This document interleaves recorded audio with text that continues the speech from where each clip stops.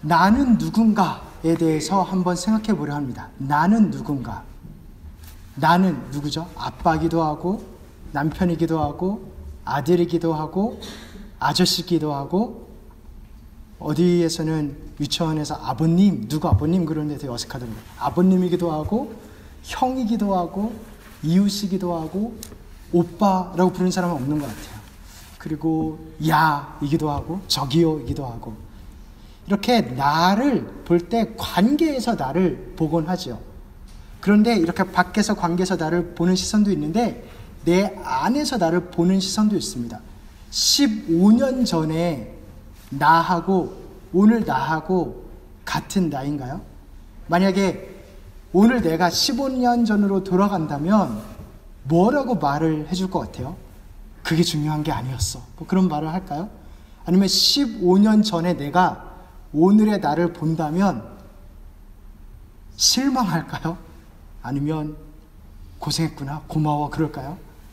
이렇게 내가 내 안에서 바라보는 것도 있습니다. 우리가 정체성에 대해서 언제 생각을 할까요? 이렇게 찬찬히 자기 자신을 돌아볼 때 그때 정체성에 대해서 생각하는데 보통은 주로는 실패했을 때, 실망했을 때 그럴 때 내가 뭐지? 내가 가치가 있나? 그런 생각이 들 때 이제 나를 생각해 봅니다. 관계가 있는데 관계 속에서 내가 아무것도 아닌 것 같아 보이는 거예요. 아니면 15년 전에 지금의 나를 보여주기가 부끄러운 거예요. 그럴 때 내 정체성에 대해서 생각해 보곤 합니다. 아니야, 이 정도면 잘 살았어! 라고 이렇게 우기고 싶은데, 말을 해주고 싶은데, 내가 누군지를 알아야, 내가 어떻게 살아야 되는지를 알아야, 그거에 맞춰서 내가 잘 살았는지 아닌지 판단이라도 하고, 우기기라도 우길 거잖아요. 저 같은 경우에는 제가 가고 싶은 대학을 못 갔습니다.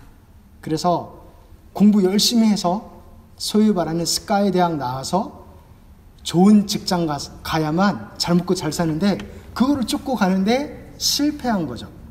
그래서 스스로 루저라고 그렇게 제가 딱지를 저한테 붙여버렸습니다. 사회에서의 성공 기준이 있고 또 끼고 싶은 친구들 그 그룹이 있고 또 부모님의 기대가 있는데 그 거울들에 나를 비춰봤는데 그 기준이라고 생각하는 대학을 가지 못했고 그 친구들하고의 같은 자격이 없고 부모님의 기대를 맞추지 못한 거예요. 그래서 그 거울들을 바라볼 때마다 나를 루저구나 라고 생각을 했던 겁니다. 그런데 하나님께서 이 거울에 대해서 한번 생각해 보렴 그렇게 말씀을 해주셨습니다. 이 거울 자체에 대해서 어떤 거울은 그렇잖아요. 딱 보면은 얼굴이 이따만하게 길게 나오고 어떤 거울은 다리가 이렇게 숏다리로 보이는 그런 거울 있잖아요. 그러니까 이 거울이 온전한가? 이 거울이 믿을 만한 것인가? 그거를 한번 생각해 보는 겁니다. 잘 나간다는 학과, 제가 들어갈 때는 신문방송학과가 최고였거든요. 근데 나올 때는 경영학과가 더 점수가 높은 거예요. 그리고 학교도 순위가 바뀌기도 하고 그리고 직장도 선호하는 직업이나 아니면 그 대기업 뭐 그런 것도 어떤 기업은 망하기도 하고요. 몇 년 사이에. 그렇게 그 기준에 있어서 나를 비춰볼 때는 이 거울 자체가 사실 영원하지 않은 겁니다. 성공하고 행복, 사람마다 생각하는 성공과 행복이 다 다릅니다. 말씀하시는 것들이 다 다르시죠. 그러면 어느 장단에 맞춰서 내가 나를 이렇게 봐야 하는 건가요? 내 안에 나, 그래서 매일 아침에 거울을 볼 때마다 누구는 그렇게 말했죠. 내 안에 작은 아이. 거울을 볼 때마다 내 안에 작은 아이의 말을 들어야 된다. 내 말을 들어야 된다. 그런데 우리도 사실은 화장실 들어갈 때하고 나올 때 생각이 달라지고 그리고 또한 정말 좋은 부모도 되고 싶어요. 그리고 또한 일에서도 진짜 잘하고 싶어요. 근데 시간상 두 개가 불가능해요. 그러면은 어느 게 진짜 나인 거예요? 이것도 잘하고 싶고 저것도 잘하고 싶은데 어느 목소리가 진짜 나라고 결정을 해야 되는 거죠. 이렇게 이 정체성에 대한 질문이 중요합니다. 그리고 이것에 대해서 세상이 답해주는 대답들이 있고 성경이 말하는 대답이 있습니다. 그것들을 오늘 함께 살펴보려 합니다. 세상에서는 사실 이 질문으로 가득해요. 학교에서 애들한테 뭐라고 가르치냐면 어느 정도 나이가 되면 너의 성 정체성을 네가 정해라 라고 이야기해요. 남자인지 여자인지 아니면 둘 다인지 아니면 둘 다 아닌지 네가 결정할 수 있다라고 그렇게 가르치는 요즘 세상입니다. 정체성을 알기 위해서는 다음 두 질문을 답해보면은 저희가 알 수 있습니다. 그 질문이 무엇이냐면 이렇게 두 가지입니다. 나는 누구인가? 자의식이라 그러죠. 내가 나를 어떻게 인식하는가? 그리고 나는 가치가 있나?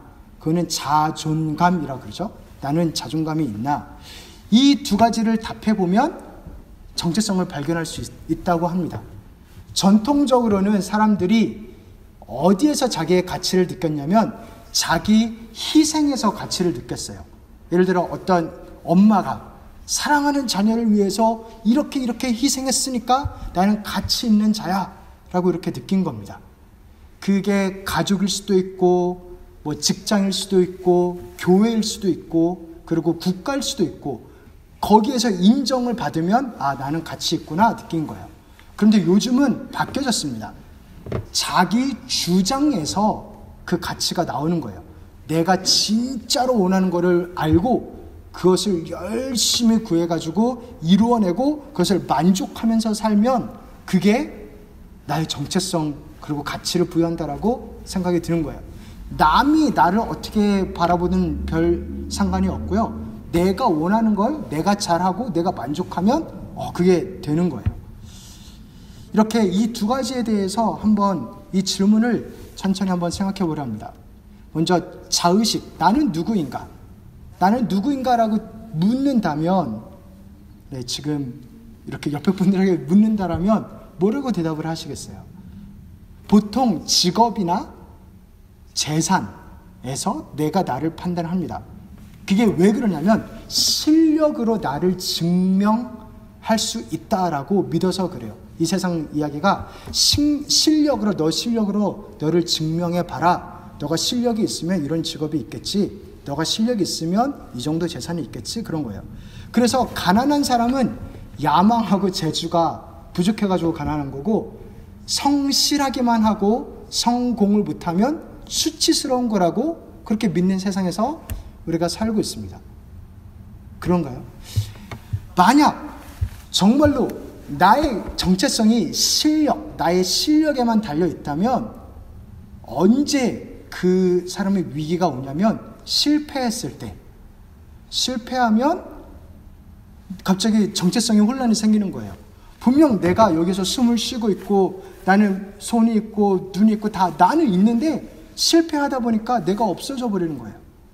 예를 들어 큰 마음을 먹고 어떤 한 남자가 사랑하는 가족을 잘 섬겨야겠다 해서 큰 마음을 먹고 거금을 들여서 배를 빌려서 어떤 섬으로 놀러 간다고 해봅시다.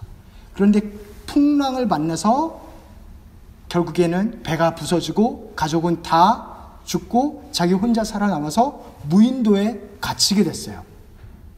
그러면 그 사람이 생각해 볼 수 있죠. 나는 누구인가? 더 이상 남편이 아니고요. 아빠도 아니고 아들도 아니에요. 내가 그렇게 자랑스러워했던 실력, 직장, 그것도 이제 여기서는 아무 쓸모가 없어요. 자기 희생할 대상이 없어요. 무인도에 나 혼자예요. 자기 주장, 내가 나를 여자라고 주장하던 아니면 저기 갈매기가 많이 있는데 내가 나를 갈매기라고 주장하던 누구도 알아주지 않습니다. 내가 아무리 나를 갈매기라고 주장해도 갈매기들이 나랑 놀아주지 않아요. 그러면은 이렇게 그냥 생각하면 됩니까? 그토록 가고 싶었던 바다, 넓은 해변에 왔으니 그냥 즐기면 되는 건가요? 내가 하고 싶은 거 그냥 하면 되는 건가요? 그 상황에서 즐길 수 있겠어요? 아니면은 내가 지금 내 모습이 너무 처량하고 슬프고 너무 안타까운데 여전히 배는 고파요. 그죠? 배는 고프잖아요. 그러면 나는 역시 뭐 식충 아니면 뭐 돼지였던가 뭐 그렇게 자기를 바라봐야 되나요? 이렇게 내가 누구인가를 바라보는 것이 내 안에서나 내 밖에서는 사실 답을 말해주기가 어렵습니다. 두 번째로 나는 가치 있나? 자존감. 나는 가치 있나? 자기 희생에서 내 가치를 찾는다고 한다면 뭐가 문제냐면 내가 희생하는 그 대상이 영원하지 않다라는 거예요. 이거는 제가 실제로 들은 이야기예요. 어떤 한 사람이 홀 어머니가 계세요. 그래가지고 그 홀 어머니의 소원은 의사 자식이 하나 있는 거예요. 그래서 나의 꿈은 건축가인데 되게 멋있는 건축가가 되고 싶은데 홀 어머니의 소원을 따라서 열심히 공부를 해서 하기 싫은 건데 열심히 했죠. 그래서 레지던트를 마지막 밟고 있는데 어머니가 돌아가신 거예요. 그러면 내가 희생한 것, 그것은 어떻게 되는 건가요? 반대로 내가 원하는 대로 다 살면은 그러면 내가 가치 있다라고 느껴질까요? 팀 켈러 목사님의 글에 나오는 건데 어떤 한 남성이 목사님께 찾아와서 상담을 했답니다. 뭐라고 했냐면 저의 부모님은 한 번도 너 이렇게 살아라 그러면 너가 정말 자랑스럽겠구나 라고 말한 적이 없대요. 내가 어떻게 살까요? 물어보면 항상 너가 원하는 대로 살아. 그게 우리가 진짜 원하는 거란다. 정말 다 괜찮아. 너가 원하는 대로 살면 돼 라고 이야기를 했습니다. 그러면 이 남성이 어떻게 느꼈을까요? 내가 사랑받는다고 느꼈을까요? 아니랍니다. 그 남성이 울면서 고백하기를 나는 정말 사랑받지 못하는 거라고 느끼고 방향을 잃은 것처럼 느낍니다 라고 고백을 했습니다. 예를 들어 내가 살인을 잘해요. 살인을 좋아하고 살인을 잘해서 연쇄살인자가 됐어요. 그래도 부모가 여전히 괜찮다고 할까요? 칭찬에 대한 기준이 없어버리니까 버림받았다라고 느껴지는 겁니다. 나 스스로 괜찮다라고 100번을 말해도 스스로 괜찮아지지가 않습니다. 너 이것을 잘했구나. 너가 자랑스럽단다. 누군가가 말해줘야 그때서야 비로소 괜찮아지는 거예요. 그러면 우리가 누구의 인정을 받아야 할까요? 내가 어떻게 사는 게 좋은 거라고 말을 할까요? 그러려면 내가 어떻게 사는 게 좋은 삶인지를 알려면 이 좋다라는 개념이 나오려면 나의 목적을 알아야 됩니다. 예를 들어 여기 마이크가 있죠. 이 마이크가 왜 만들어졌나요? 이것을 알아야 됩니다. 이 마이크가 이 마이크는 조금 약한데 우리 이렇게 노래하는 마이크 있잖아요. 이 마이크로 못을 잘 박을 수 있어요. 쇳덩어리니까. 아니면은 둥그러니까 밀가루 반죽을 이렇게 잘 펼 수 있어요. 그렇다고 해서 그 마이크가 좋은 마이크라고 이야기를 하나요? 그렇지 않죠. 마이크는 소리를 이렇게 잘 깨끗하게 담아서 잘 증폭시킬 수 있도록 그렇게 연결을 시켜주는 게 마이크의 목적이에요. 그것을 잘 해야 좋은 마이크라고 할 수 있습니다. 아무리 못을 잘 받고 아무리 이렇게 밀가루 반죽을 펴는데 도움이 될지라도 그런 걸로 좋다라고 말할 수는 없는 겁니다. 그래서 내가 누군지, 내가 왜 만들어졌는지, 내가 목적은 무엇인지 이 대답을 알아야만 그래야만 내가 정체성을 찾을 수가 있는 거예요. 이 대답을 줄 수 있는 존재, 거울 이야기로 다시 한번 생각해 보면 전혀 하자 없이 나를 있는 그대로 비춰줄 수 있는 존재. 근데 이 거울이 영원해야 돼요. 예를 들어 부모님은 아무래도 자녀가 부모님보다 오래 살 확률이 많잖아요. 그러니까 아무리 부모님이라는 거울에 나를 비춰도 영원하지가 않습니다. 사회도 마찬가지고. 그래서 영원하고 변치 않고 그리고 또 온전하게 깨끗하게 나를 비춰줄 수 있고 그래서 나를 잘 알고 나를 만들었고 죽거나 변치 않는 그분. 네, 그분이 나를 비춰줘야만 내가 누군지를 알 수 있습니다. 내 안에서 내 밖에서는 찾을 수 없고 위를 바라봐야 내가 누군지를 알 수 있다는 것입니다. 성경 오늘 본문 이야기에 이렇게 위를 바라본 이야기가 나와요. 언제 위를 바라보냐면 내 실패하고 죄인뿐임을 깨달았을 때 나는 진짜 아무것도 아니구나. 나는 진짜 아무것도 아니구나 느낄 때 그제서야 눈을 들어 산을 바라보아라. 너의 도움 어디서 올고 그때서야 눈을 들어서 바라보죠. 우리 지난 시간에 같이 나누는데 형제들아 어찌할꼬 그랬잖아요. 내가 도대체 어떻게 살아야 됩니까? 이렇게 형제들아 어찌할꼬 한탄하고 절망하고 정말 나락으로 떨어졌을 때 베드로가 나와서 예수 그리스도의 용서가 있다. 회개하고 세례 받아라. 그러면 된다. 라고 이야기를 듣고 그날에 3,000명이 넘게 세례를 받았어요. 새로운 삶을 시작했습니다. 위를 바라보고 새로운 삶을 시작했죠. 그 새로운 삶의 구체적인 모습들이 오늘 본문 말씀입니다. 이거를 보면, 이렇게 새로 시작하는 단계를 보면, 아, 이거 하려고 원래 하나님이 창조하셨던 거구나. 이게 목적이었고 이게 정체성이었구나를 발견하게 됩니다. 오늘 그 부분들을 한번 보려 합니다. 첫 번째로, 나는 나의 정체성은 내 삶의 주인이 아니라 예수님의 제자다. 예수님께서 나를 구원을 하셨는데 구원하고 땡 한 게 아니에요. 구원을 하셨고 거기서 또한 나를 제자로, 그리고 예수님의 주인으로 그렇게 살기를 원하십니다. 우리 42절 말씀, 42절 함께 읽어보겠습니다. 그들이 사도의 가르침을 받아 서로 교제하고 떡을 떼며 오로지 기도하기를 힘쓰니라. 아멘. 그들이 사도의 가르침을 받았대요. 뭐를 가르침을 받았을까요? 어떤 내용이었을까요? 예수님 배운 거예요. 예수님. 주인의 뜻대로 살려면 주인이 무슨 생각을 하고 어떤 것을 중요하게 여겼고 어떤 것을 위해서 살았는지를 알아야 하지요. 그래서 가르침을 받았습니다. 구체적으로. 사도 같은 경우는 옆에서 보고 배웠죠. 그리고 성경에 나타난 그 예수님을 가르친 겁니다. 왜 오셨고 어떻게 사셨는지. 그래서 이렇게 이야기를 했겠죠. 너가 혼자라고 생각하지 마. 임마누엘, 그게 예수님 별명이었거든. 예수님은 내가 혼자 있지 않게 하려고 저 하늘을 버리고 여기에 가까이 인간으로 오신 분이 예수님이야. 이런 가르침이라든지, 아니면 죄에 쓰러졌다고 낙심하지 마. 포기하지 마. 예수님은 내가 쓰러지는 것을 잘 알기 때문에, 내가 자꾸 실패하고 지는 것을 알기 때문에 예수님이 십자가에서 대신 싸워서 이긴 거야. 그러니까 낙심하지 마. 라든지, 아무도 이 상황을 회복시킬 수 없다고, 역전시킬 수 없다라고 착각하지 마. 예수님께서는 기적을 행하셨는데 그 기적들을 생각해 보면 눈먼 자가 눈을 뜨고, 저는 자가 다시 걷고, 죽은 자가 다시 살아나고, 배고픈 자가 배불리 풍성하게 먹고, 그런 회복을 하신 분이 예수님이야.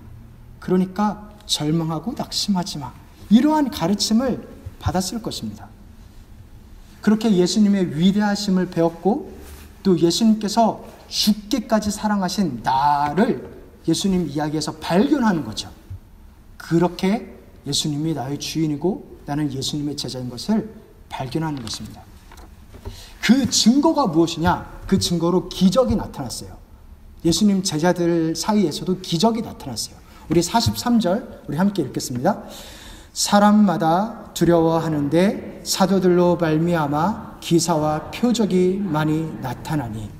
사도들이 기적을 행한 거예요. 이 기적은 원래 누가 행하던 거예요? 예수님이. 네, 예수님의 제자, 예수님이 주인이라는 증거로 예수님만 할 수 있었던 기적이 이 사람들한테도 나타난 겁니다. 이 기적이 우리 귀한 성령님들 가운데 충만하시기를 간절히 기도합니다. 아멘. 정말 기도합니다. 이 기적에 대한 우리가 이해를 잘하고 오해를 이렇게 풀면은 우리 안에 기적이 얼마나 풍성하다는 것을 깨달을 수 있어요. 우리도 기적을 경험하죠. 왜냐하면 우리도 예수님의 제자니까. 이 기적에 대해서 대표적으로 보여주는 게 오늘 본문 말씀 바로 다음 말씀이에요. 안전뱅이를 일으키신 말씀인데요. 베드로하고 요한이 성전으로 들어가고 있는데 성전 문에 태어나면서부터 일어서지를 못했던 안전뱅이가 앉아 있었어요. 그때 베드로하고 요한이 그 안전뱅이를 보고 나를 좀 봐봐 라고 이야기를 했어요. 그랬더니 안전뱅이가 눈을 이렇게 들어서 보는데 뭐를 구했을까요? 뭐를 구했을까요? 성경에 보면 돈이라고 나와요. 무엇을 얻을까 하여 쳐다보곤을 하는데 그때 베드로하고 요한의 대답은 이겁니다. 우리 같이 한번 사도행전 3장 6절 함께 읽겠습니다. 베드로가 이르되 은과 금은 내게 없거니와 내게 있는 내게 주노니 나사렛 예수 그리스도의 이름으로 일어나 걸으라 하고. 네. 은과 금은 나한테 없다. 근데 내게 있는 것을 너한테 줄 텐데 일어나 걸으라. 사실 이 거지는, 이 앉은뱅이는 자기가 일어날 거라고는 꿈에도 상상을 하지 못했어요. 기대도 하지 않았어요. 그냥 오늘 하루를 살 돈을 구했던 거예요. 그런데 은과 금은 내게 있는 게 아니고 내게 있는 게 있는데 그건 나사렛 예수의 이름인데 회복케 하는 것, 구원하고 치유하는 이름이다. 그렇게 하면서 회복을 시켜줍니다. 돈이 해결할 수 있는 차원을 훨씬 뛰어넘는 것을 해주는 거예요. 그것이 우리 삶에는 어떻게 적용이 되나요? 아니면 나는 기적을 생각할 때 무엇을 바라나요? 그게 돈이 해결할 수 있는 것 정도가 아니에요. 영혼의 구원, 그리고 육신의 치유, 회복, 그리고 그것을 통해서 하나님의 영광 받는 것. 네. 우리가 기적을 그런 시각으로 바라봐야 됩니다. 그런 시각으로 바라볼 때 하나님의 그 놀라운 치유와 회복의 역사를, 우리 장로님 오늘 기도하셨고 우리 함께 기도했듯이 그 치유와 회복의 역사를 볼 것이라 믿습니다. 하나님 회복하시는 분입니다. 두 번째로, 나는 돈의 노예가 아니고 그리고 사랑의 공동체의 일원입니다. 돈의 노예가 아니에요. 오늘이나 이때나 돈이 사람의 정체성을 주로 정하는 데 결정적인 영향을 했죠. 그래서 많은 사람들이 돈을 신으로, 주인으로 섬기고 돈의 노예가 됐습니다. 예수님이 주인이다. 예수님이 주인이어야 되는데 돈이 그런 역할을 하는 거예요. 그래서 예수님을 주인이라고 고백하는 자들, 예수님의 제자인 자들은 자기의 정체성을 어떻게 지키고 어떻게 보였을까요? 그것이 무엇이냐면 44, 45절 제가 읽겠습니다.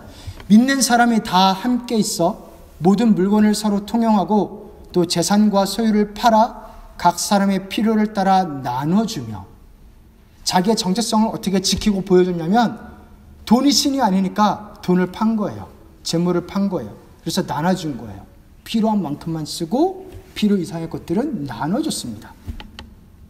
그렇지 않으면 돈이 자칫하면 신이 되기 쉬우니까.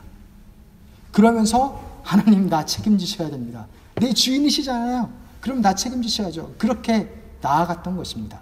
그리고 그 판 돈을 가지고 무엇을 했냐면 공동체 안에서 서로 필요한 자들에게 나눠주기도 했지만 가난한 자들을 도와줬어요. 예수님이 가난한 자들을 그렇게 사랑하셨어요. 심령이 가난한 자는 복이 있나니 라고 말하는데 누가복음에서는 그냥 가난한 자는 복이 있나니 그래요. 가난한 자를 정말 사랑하셨어요.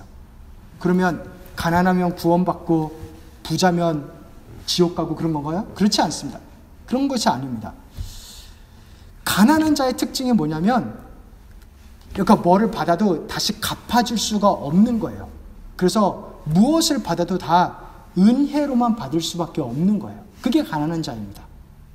그게 사실은 나의 처지죠. 내가 그렇죠. 내가 죄의 저주에 빠져서 할 수 있는 게 아무것도 없습니다.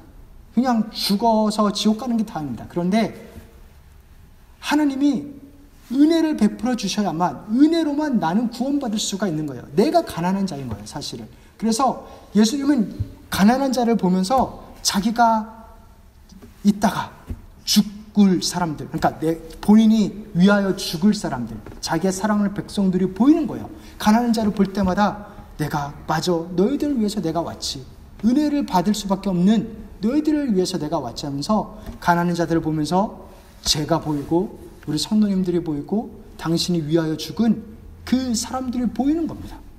그래서 우리가 진짜로 예수님을 사랑한다고 한다면 우리가 가난한 자들을 보는 시각이 달라질 수밖에 없어요.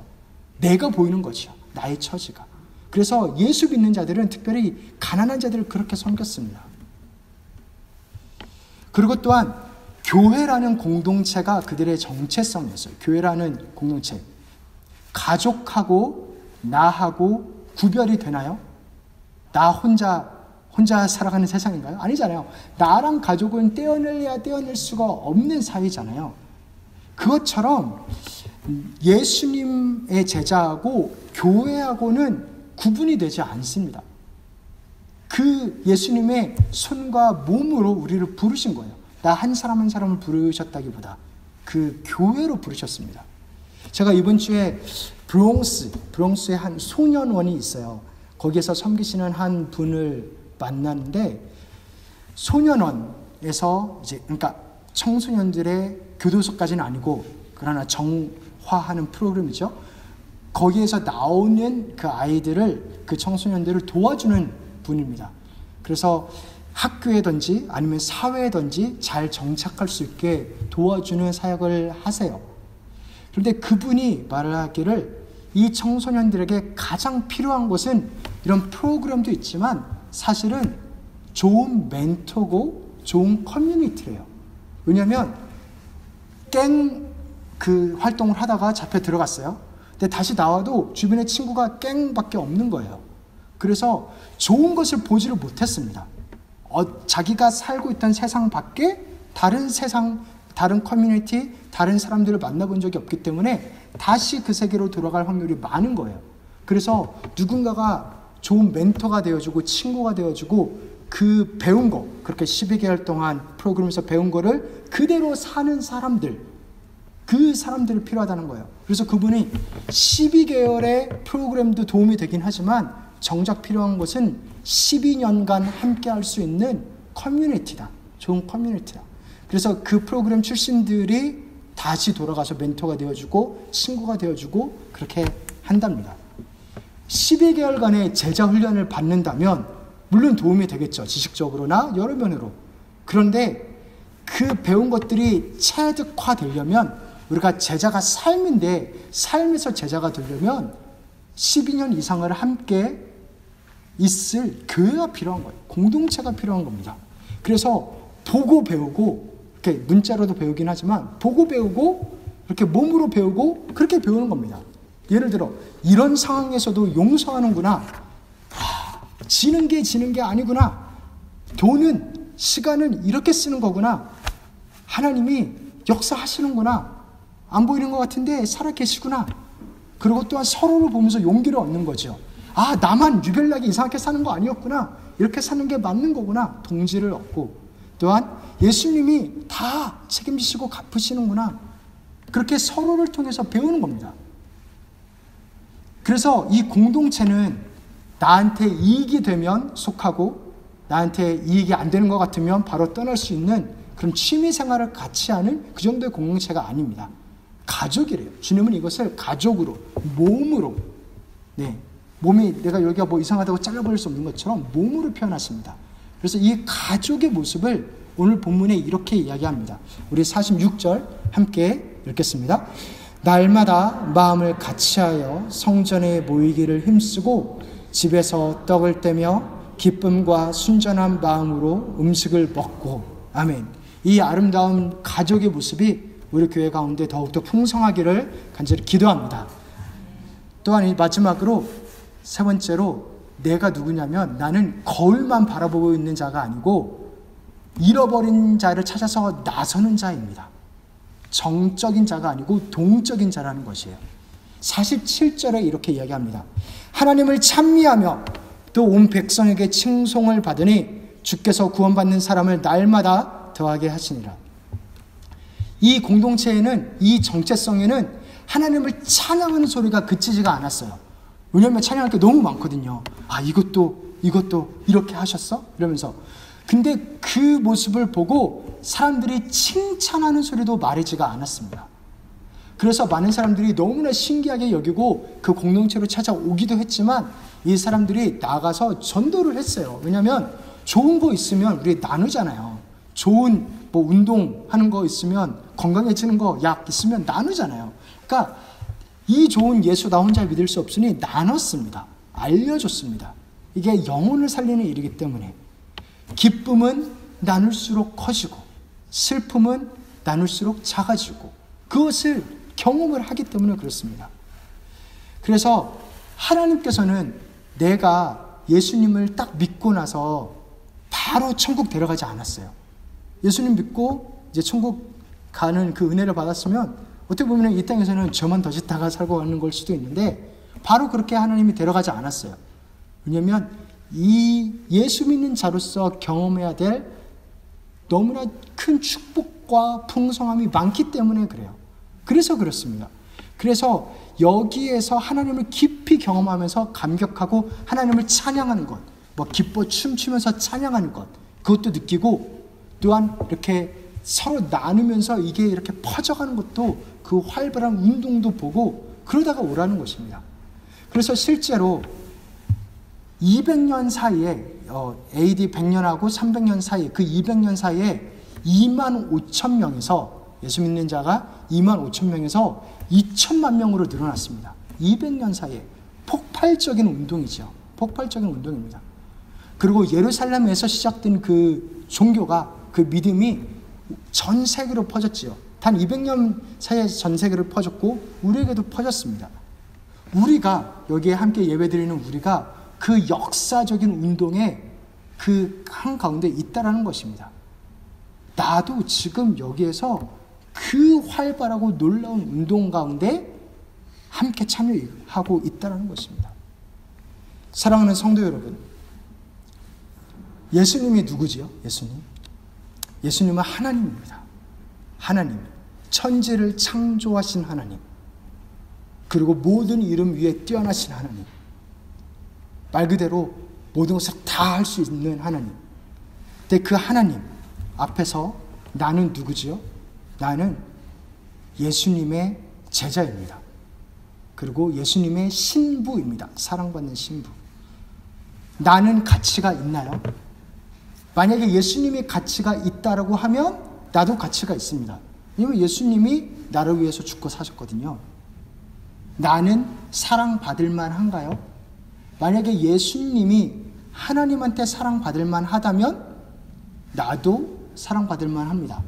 왜냐하면 예수님께서 나 대신에 모든 짐을 다 지셨고 내 자리를 가지시고 예수님 안에 나를 집어넣어 주셨거든요. 그래서 나는 예수님 안에 있거든요. 그래서 예수님이 만약에 사랑받을 만하다면 나도 당연히 사랑받을 만한 거예요. 이 사실이 너무나 놀랍죠. 너무나 이 은혜가 정말 이것을 생각할 때마다 정말 어안이 벙벙할 정도로 이게 왜 내가 예수님하고 같은 자리에 있어야 되는 거지? 왜 나한테 그렇게 예수님한테 내가 왜 그렇게 중요한 거지? 생각할 때마다 정말 어안이 벙벙할 수밖에 없습니다. 그래서 기도하죠. 그래서 오늘 말씀에 기도가 나옵니다. 이 기도에 대한 생각을 나누면서 오늘 말씀을 마치려 합니다. 이 기도 42절에 우리 42절 함께 읽어볼까요? 그들이 사도의 가르침을 받아 서로 교제하고 떡을 떼며 오로지 기도하기를 힘쓰니라. 아멘. 이게 사실은 한 줄로 정리한 거예요. 그죠? 딱 봐도 한 줄로 정리한 거죠. 가르침도 있고 교제, 공동체도 있고. 근데 오로지 기도하기를 힘쓰니라. 왜 기도했냐면요, 이 사실이 너무나 크기 때문에 그래요. 내 머리로는 이해가 안 되기 때문에 그렇습니다. 내 이해로는 도저히 이렇게 따라갈 수가 없기 때문에 기도해서 지혜를 받아야 나의 현실을 이해할 수 있기 때문입니다. 그리고 또한 이 예수님의 제자라는 이 놀라운 운동의 그 능력은 너무나 큰 것이기 때문에 기도해서 능력을 받아야만 이대로 살 수 있기 때문입니다. 기도해서 성령을 받아야만 이렇게 이 삶대로, 이 목적대로 살 수 있기 때문에 그래요. 우리가 함께 기도하기를 소원합니다. 능력을 달라고, 지혜를 달라고, 무엇보다도 성령을 달라고. 성령은 지혜의 영입니다. 성령을 받으면 그 사람의 특징은 방언을 말하고 이렇게 귀신을 내쫓고 그런 것도 있을 수 있지만 그것보다도 지혜롭게 사는 거예요. 지혜로운 거는 무엇이냐면 세월을 아낀다라고 말씀은 표현해요. 그러니까 세상이 어디에서 어디로 가는지가 보이는 거예요. 그리고 나의 위치는 무엇인지가 보이는 거예요. 내가 해야 될 일이 뭔지가 보이는 거예요. 그런 거 목적 없이 방향 없이 사는 사람들이 너무나 많잖아요. 세상이 어떻게 끝날지가 보이는 겁니다. 성경에 나와 있으니까. 그래서 그 목적에 따라서 지혜롭게 세월을 아끼면서 사는 겁니다. 그래서 성령 충만을 받으라, 바로 뒤에 술 취하지 말라 그러거든요. 술 취한 자는 어떻게 해요? 세월을 낭비하죠. 아무래도 술을 이렇게 하고 취하고 나면 다음날 머리가 너무 아프고 그렇잖아요. 그러니까 세월을 낭비할 가능성이 많기 때문에 일부러 그렇게 두 개를 비교하는 겁니다. 지혜 있는 자, 성령 충만한 자는 지혜롭게 세월을 아끼면서 목적에 맞게 분명하게 산다. 그 능력, 그 지혜를 우리가 받기를 소원합니다. 우리가 기도할 때 주님께서 친히 회복하시고 예수의 제자로, 예수가 주인인 그 제자로, 또 교회 공동체로, 또한 그 운동에, 활발한 운동에 참여하는 자로 우리를 인도하실 것입니다. 그 은혜 가운데 하나님을 놀랍게 누리시기를 주님 이름으로 축원합니다. 우리 같이 한번 말씀을 생각하면서